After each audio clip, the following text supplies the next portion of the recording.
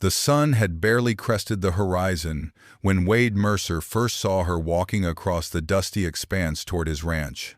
She moved with purpose, despite the weight of exhaustion that seemed to settle in her shoulders. An old fabric sack clutched in one weathered hand. Her dark hair was braided simply, and even from a distance, he could see the way she favored her left side, a subtle limp that spoke of old injuries and harder times. This had to be Tiva. The Apache woman Silas Greeley had mentioned might be willing to work as a baker. Wade had been skeptical when the miller first suggested it, but with winter stores running low and his own clumsy attempts at bread making producing nothing but charcoal, he'd agreed to consider her. As she drew closer, Wade noticed the scars that traced along her exposed forearms, thin white lines that caught the early morning light like spiderwebs. Her face was gaunt but resolute, her dark eyes scanning the ranch buildings with the careful assessment of someone who had learned to read danger in every new place.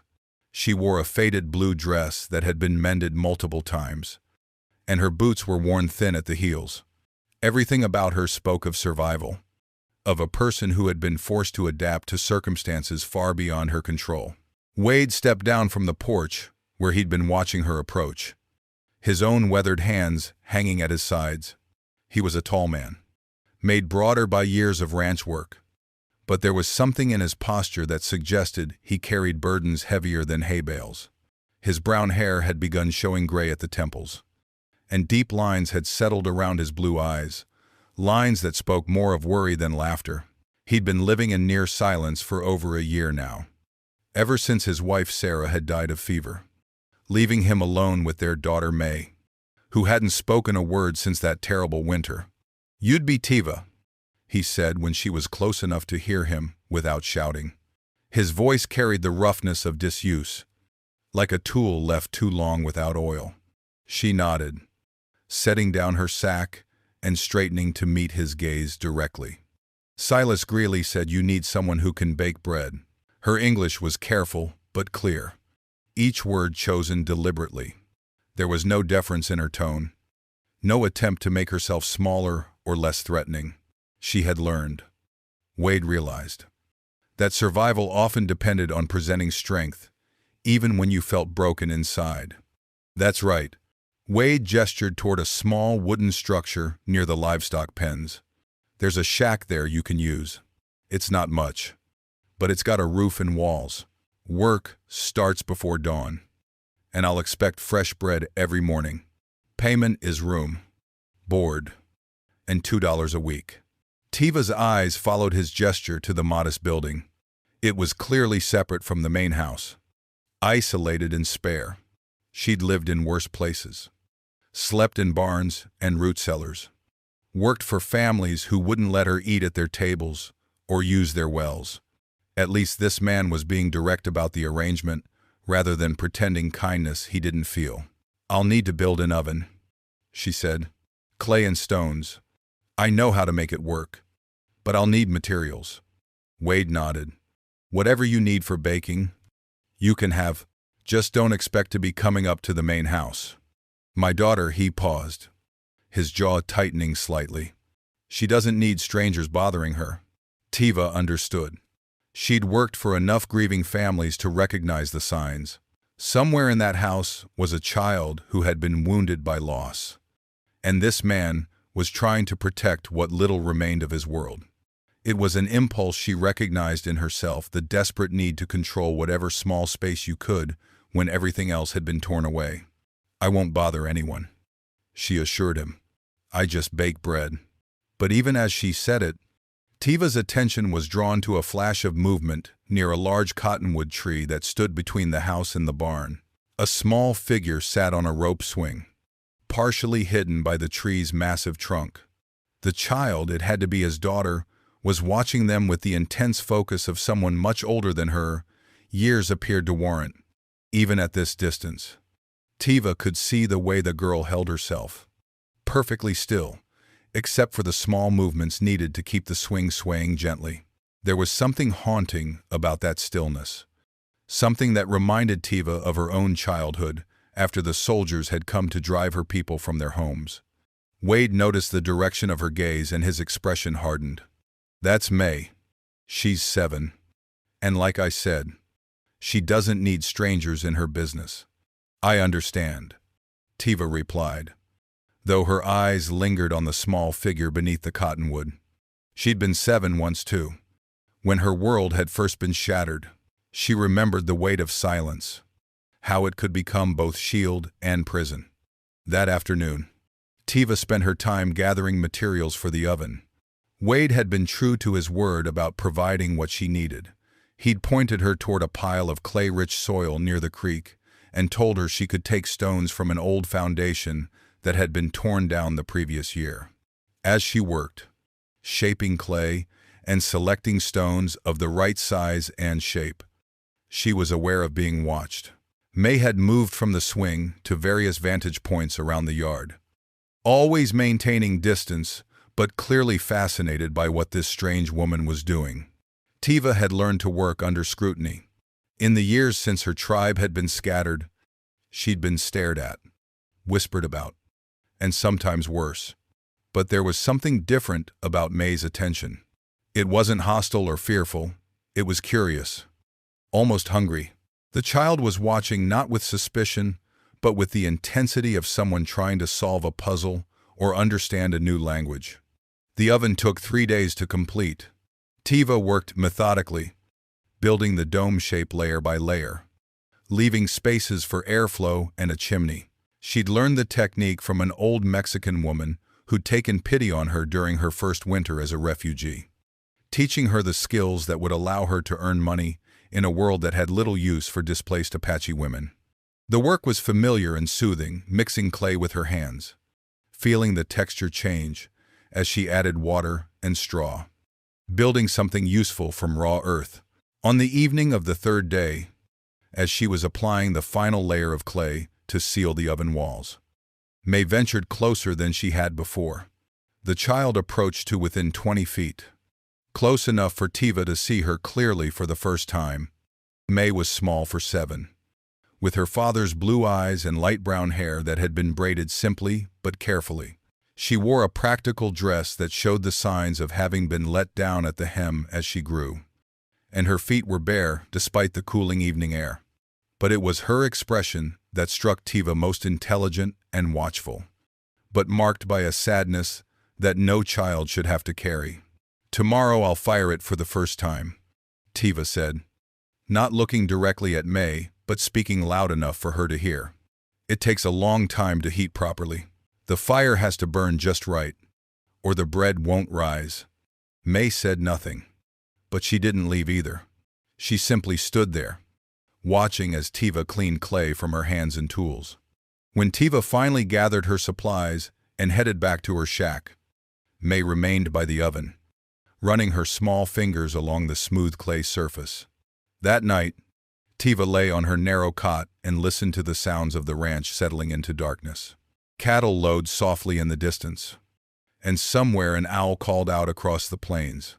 Through her small window, she could see light in the main house, and she found herself wondering about the life Wade and May shared in that silence. Did they eat their meals without speaking? Did he read to her at bedtime? Or had that comfort died with his wife? Did May cry at night for her mother? Or had she learned, as Tiva had, that tears were a luxury refugees couldn't afford? The next morning, Tiva rose well before dawn to light her first fire.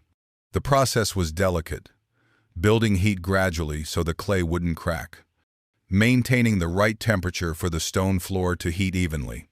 As pale light began to creep across the eastern horizon, she mixed her first batch of dough. The ingredients were simple flour, water, salt, and a bit of sourdough starter she'd been carefully nurturing for months. But as she kneaded the dough, working it with the rhythm she'd perfected over years of practice, she felt something shift inside her chest. This was more than just work, it was the creation of something nourishing from basic elements. A small act of hope in a world that often seemed determined to crush such gestures. By the time the sun was fully up, the smell of baking bread had begun to drift across the ranch yard. Tiva had made 4 loaves more than Wade had asked for, but she'd learned it was better to have too much than too little. She set 3 aside to cool and wrapped 1 in a clean cloth. Then, acting on an impulse she couldn't fully explain, she walked to the cottonwood tree, where May's swing hung empty, and placed the wrapped loaf on the ground beneath it. She was back at her oven, cleaning flour from the wooden peel, when Wade emerged from the house. He moved with the purposeful stride of a man beginning his daily routine. But she noticed the way his eyes went immediately to the cottonwood tree. His pace slowed almost imperceptibly when he saw the loaf she'd left there. "What's that?" he asked when he reached her oven. "Bread," Tiva replied simply. "You said fresh bread every morning." "I meant for the house. For meals." Tiva continued cleaning her tools. "There's plenty for the house, too." 3 loaves cooling inside. Wade was quiet for a long moment, his gaze moving between her and the tree where the wrapped loaf waited. "She won't come near it if she sees you watching." "Then I won't watch." It wasn't until late afternoon that Tiva saw May approach the tree. The child moved carefully, as if afraid the bread might disappear if she moved too quickly. She unwrapped it slowly, and Tiva watched from her window as May broke off a small piece and tasted it. The expression that crossed the child's face was complex surprise, pleasure, and something that might have been recognition, as if the bread had awakened a memory she'd thought was lost. The next morning, when Tiva went to the tree to leave another loaf, she found a small wildflower in the spot where the previous day's bread had been. It was a simple yellow bloom, probably picked from the meadow beyond the creek, but it had been placed there deliberately. Tiva picked it up carefully, noting how its petals had been arranged to catch the morning light, and tucked it into the pocket of her dress. This became their routine. Each morning, Tiva left fresh bread beneath the cottonwood. Each evening, she found some small gift in return, a smooth stone from the creek bed, a particularly colorful feather, once a small figure carved crudely from a piece of bark. They were the gestures of a child trying to communicate without words, and Tiva treasured each one. Wade noticed the exchanges, but said nothing. Sometimes Tiva caught him watching from the porch as May collected her daily loaf, and she could see conflict in his expression, a father's protective instinct warring with recognition that his daughter was showing more life than she had in months. The routine continued for 3 weeks before the fire changed everything. It started on a particularly windy morning in late May. Tiva had fired the oven as usual, but the wind caught sparks from the chimney and blew them into a nearby haystack. The dry grass ignited with frightening speed, and within minutes, flames were racing toward the barn, where Wade kept his horses and feed supplies. Tiva's first instinct was to save her oven, the tool that had given her purpose and income in a dozen different places. She grabbed the wooden buckets she used for water and began throwing dirt on the flames, spreading from the haystack. The fire was fierce, fed by wind and drought-dry vegetation. And despite her efforts, it continued to spread. When she realized she couldn't control it alone, she began shouting for help, her voice carrying across the ranch yard with desperate urgency. Wade emerged from the barn at a dead run, taking in the situation instantly. Without hesitation, he began organizing a defense, sending his ranch hand to wet down the barn roof, dragging equipment out of the fire's path, creating fire breaks with shovels and hose. But it was Tiva who threw herself most recklessly into the fight, determined not to lose another thing that mattered to her. She was using her skirt to beat down flames near the oven when a burning brand, carried by the wind, struck her shoulder and arm. The pain was immediate and searing, but she didn't stop working until Wade physically pulled her away from the danger. "Enough!" he shouted over the roar of wind and flame. "You've done enough." It was only then that she became fully aware of the burns on her arm and the way her dress had been singed. Wade's hands on her shoulders were gentle, despite his urgent tone, and she found herself looking directly into his eyes for the first time since she'd arrived. What she saw there wasn't anger or blame, it was concern, genuine worry for her well-being. It was an expression she hadn't seen directed at her in so long that it nearly took her breath away. Together, they managed to contain the fire before it reached the barn or the house. The haystack was lost, and part of the wooden fence had to be rebuilt, but the oven survived with only superficial damage. As they surveyed the blackened ground and scattered equipment, both of them streaked with soot and ash. Something fundamental had shifted between them. "You could have been killed," Wade said finally, his voice rough with smoke and emotion. "The oven," Tiva began, "can be rebuilt. You can't." He paused, seeming to struggle with words. "I should thank you." "For what?" "Starting the fire. For fighting it. For caring enough about this place to risk yourself for it." That evening, as Tiva tended her burns with salve Wade had brought from the house, she found herself thinking about the way he'd looked at her during the fire. Not as hired help or as an unwelcome presence, but as someone whose welfare mattered to him. It was a dangerous feeling, this sense of being seen as valuable, and she tried to push it away. She'd learned not to depend on the kindness of others, not to mistake temporary gratitude for lasting acceptance.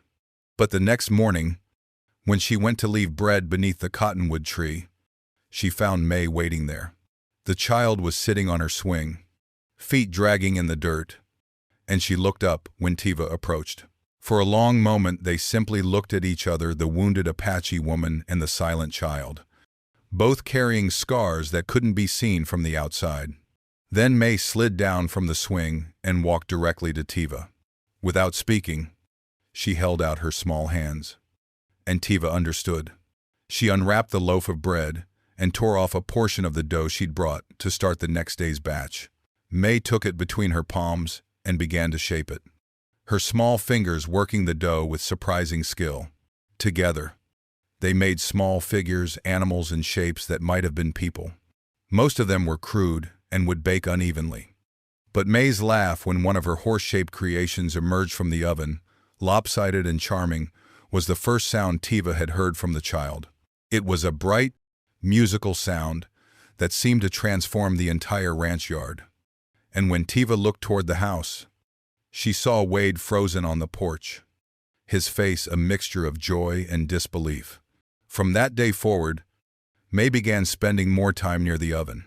She didn't speak, but she communicated through touch and gesture, helping to knead dough and shape loaves. Her presence transformed Tiva's solitary morning routine into something approaching companionship. The child had an intuitive understanding of baking, seeming to know instinctively when dough had been kneaded enough, or when the oven temperature was right for different types of bread. Wade watched these interactions from a distance, and Tiva could see him struggling with conflicting emotions. Part of him was grateful to see his daughter showing signs of healing, but another part seemed afraid of what it might mean. May was forming an attachment to someone who might leave, someone whose presence in their lives was temporary by definition. One evening, as Tiva was closing down the oven for the day, May approached with something clutched in her small hands. She stood close enough for Tiva to see her clearly, close enough to notice the freckles across her nose and the way her hair had escaped from its morning braids.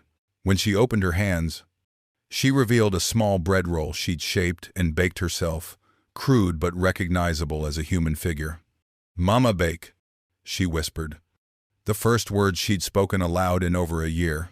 Tiva felt tears threaten, but she blinked them back. Instead, she knelt down to May's level and accepted the small gift with the solemnity it deserved. "Yes," she said softly. "Mama bake." That night, Wade knocked on the door of her shack, the first time he'd approached her living space since she'd arrived. When she opened the door, she found him standing with his hat in his hands, looking more uncertain than she'd ever seen him. "She spoke," he said without preamble. "Yes. First time since." He stopped, unable or unwilling to finish the sentence. "I wanted to thank you." "You don't need to thank me for anything. She's a special child. She just needed time." Wade was quiet for a long moment, looking past her into the simple interior of her shack. "You could stay," he said, Finally, not just for the baking, you could stay. It wasn't a proposal or even a clear invitation, but Tiva understood what he was trying to say. He was offering her something more than employment, something that might approach belonging. The offer terrified and tempted her in equal measure.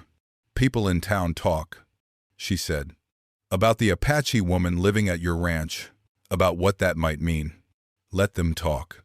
It's not that simple. You have a daughter to think about, a reputation." "I'm thinking about both of those things," Wade interrupted. "May is happier than she's been since her mother died. And as for reputation, anyone who has a problem with you has a problem with me." The certainty in his voice surprised her. This was the same man who'd insisted she stay separate from his family, who'd made it clear she was hired help and nothing more. But something had changed during the fire. And again, when May had spoken her first words, the careful walls he'd built around his life were beginning to crack. 2 days later, those cracks split wide open when Clive Henley arrived at the ranch. Tiva was tending the oven when she heard the sound of an unfamiliar horse. And when she looked up, her blood turned cold. She recognized the man dismounting near the house, tall and broad-shouldered, with dark hair and the kind of smile that never reached his eyes. It was the blacksmith from Durango, the man whose attempted assault had forced her to flee in the middle of winter 3 years ago. Clive had tracked her through a network of gossip and rumor, following her from ranch to ranch across Colorado territory. His interest in her wasn't romantic, it was possessive and violent. The obsession of a man who couldn't tolerate being denied something he wanted. She'd hoped distance and time had dulled his pursuit. But clearly, she'd been wrong. Well, Clive called out when he spotted her near the oven. "If it isn't my little Apache, thought you could hide from me." "Did you?" Tiva straightened, every instinct screaming at her to run, but she couldn't, not with May somewhere nearby. Not after she'd finally found something approaching safety. Instead, she stood her ground, hoping Wade would hear the confrontation and intervene. "I don't want trouble, Clive. Just leave." "Leave," he laughed, a harsh sound that sent chills down her spine. "I've been chasing you across half the territory. We have unfinished business. You and I." "No, we don't." "What happened in Durango?" "What happened?" Clive interrupted, advancing toward her. "Is that you ran away before I could finish showing you your place. But I'm a patient man. I can wait." Tiva backed toward the oven, looking for anything she could use as a weapon. The wooden peel was too light, but there was an iron poker she used to tend the coals. If she could reach it, get away from her. Wade's voice cut across the yard like a blade. He'd emerged from the barn and was walking toward them with purposeful strides, his hands empty but his posture radiating threat.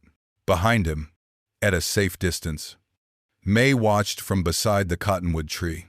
Clive turned to face Wade, his expression shifting from predatory anticipation to calculating assessment. "This your woman?" "Mercer, didn't think you were the type to take up with savages. What I am or am not is none of your business.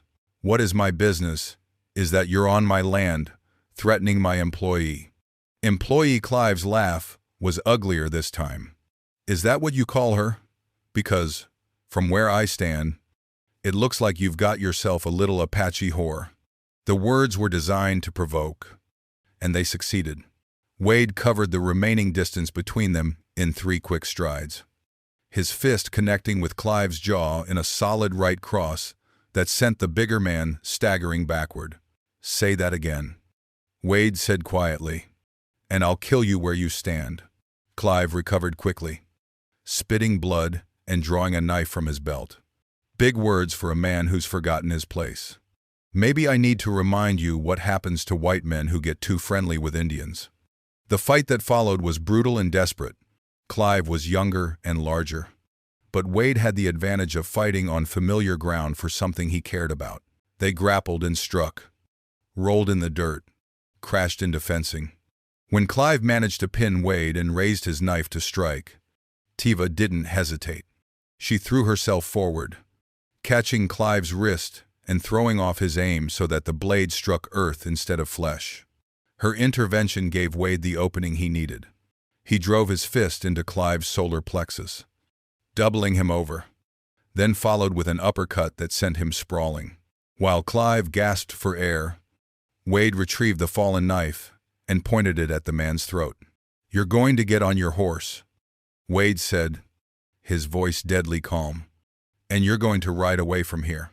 If I see you on my land again, if I hear you've bothered anyone in this county, if you so much as speak her name in public, I will hunt you down and finish this. Do you understand me?" Clive understood. He climbed unsteadily to his feet, retrieved his hat, and mounted his horse without another word.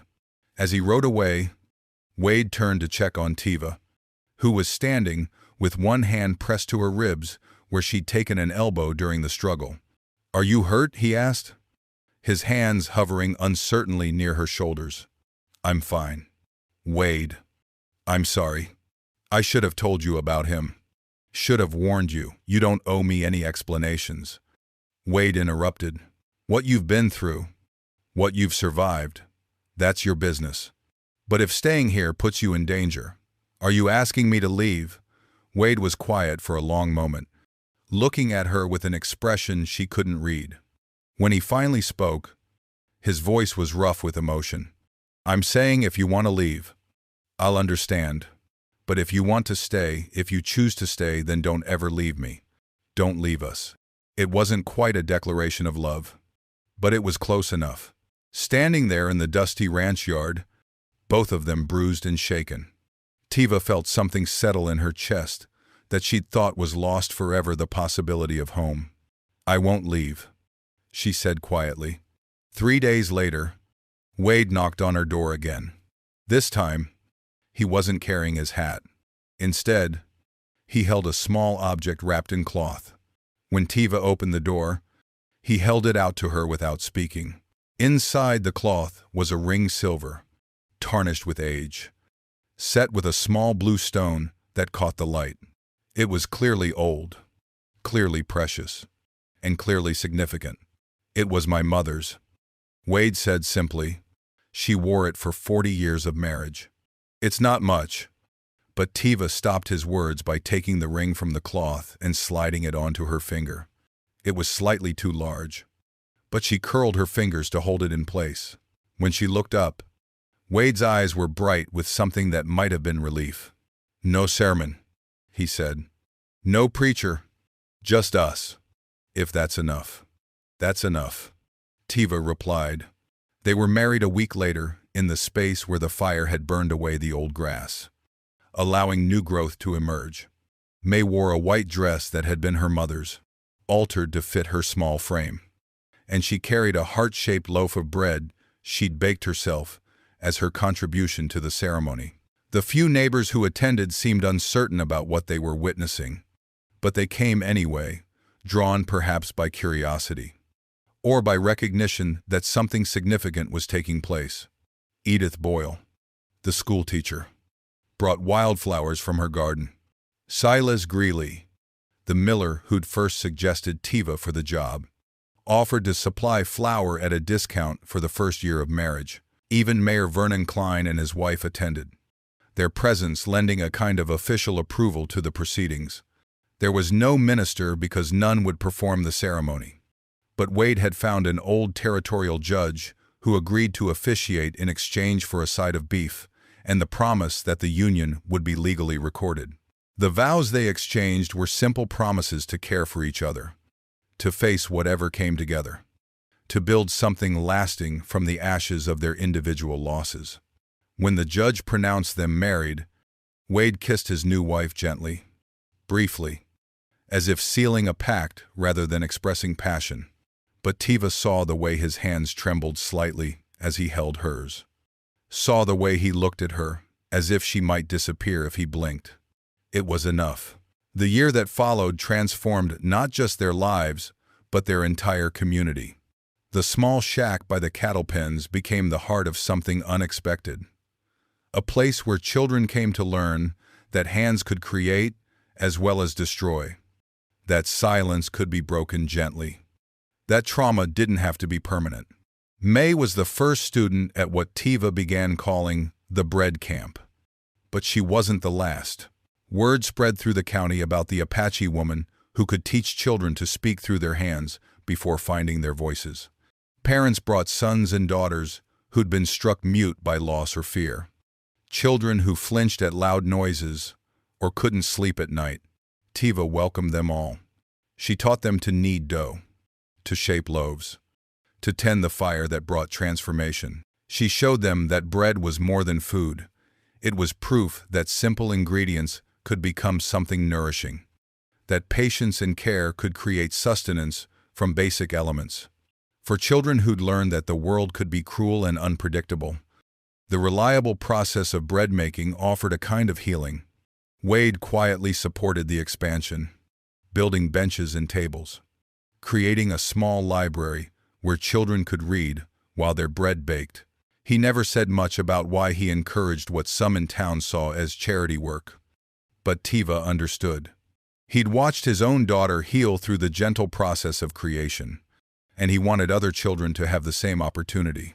By autumn, the bread camp had 15 regular students and a waiting list.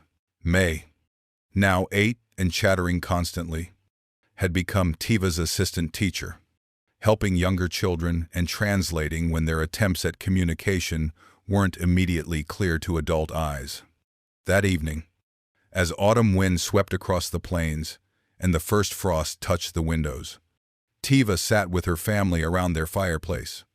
May was curled in Wade's lap, clutching a wooden bear he'd carved for her birthday, chattering about the day's lessons and the students she was helping.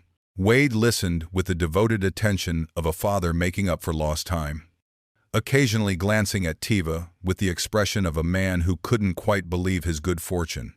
"I was thinking," Wade said when May had finally fallen asleep, "about what you told me once, about being hired just to bake bread." Tiva looked up from the sock she was mending. "What about it?"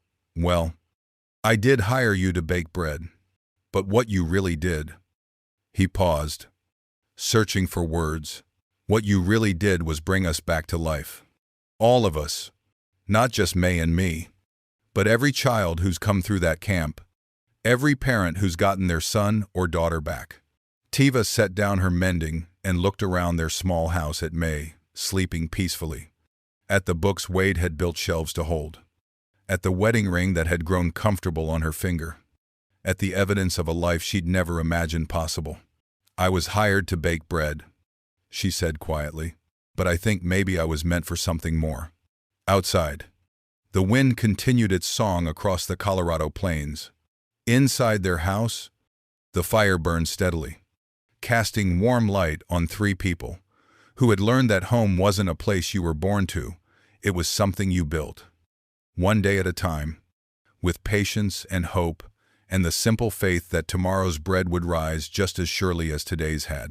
In the distance, the smell of fresh bread still lingered in the air around the bread camp, a promise that creation was stronger than destruction, that kindness could triumph over cruelty, and that sometimes the most unlikely people could find their way to exactly where they belonged. And in that small house on the Colorado plains, there was finally no room for sorrow, only the quiet satisfaction of work well done, love freely given, and the endless possibility that rose each morning with the sun and the bread that sustained them all.